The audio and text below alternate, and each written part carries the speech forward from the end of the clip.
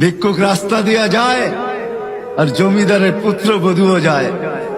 একজন সামনের থেকে আসতেছে, একজন সামনের দিকে যাইতেছে। দুইজনের ক্রসিং এর সময় ভিক্ষুকের গায়ের কাদা জমিদারের পুত্রবধূর গায়ে লেগে গেছে। সে দুনিয়া আন্ধার করে ফেলছে, স্বামীকে টাইকা নিয়ে আসছে, বলছে ভিক্ষুক আমার কাপড় নষ্ট করে দিছে। সে শুধু ভিক্ষুক ছিল না, বৃদ্ধ ছিল। বৃদ্ধ ছিল না শুধু, জীর্ণ ছিল, শীর্ণ ছিল। শরীরে কাপড় ছিল না, ফাটা চিরা কাপড় ছিল।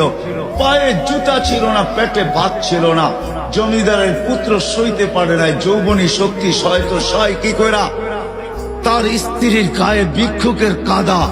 বস সমগ্র শক্তিকে হাতে জমা করা, একত্র করা বৃদ্ধের গালে বসায়। বৃদ্ধ কিচ্ছু বলে নাই, শুধু উপরের দিকে তাকায় দুই তিনটা শব্দ উচ্চারণ করছেন।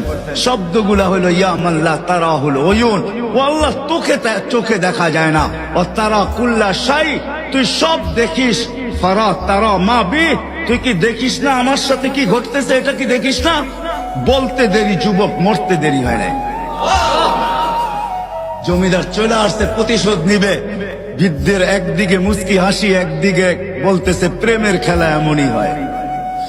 জিজ্ঞাসা করছে কিসের প্রেমের খেলা রে? বলছে ওর প্রেমিকার গায়ে আমার কাদা লাগছে, পায়ের কাদা লাগছে, ও সইতে পারে নাই। যৌবনী শক্তি দিয়ে আমার বৃদ্ধ গালে বসায় দিছে। আমাকেও একজন ভালোবাসে, সেও সইতে পারে না, সেও সইতে পারে না। ও তো থাপ্পড় দিয়া খেলতো, সে জান নিয়ে নিছে, জান।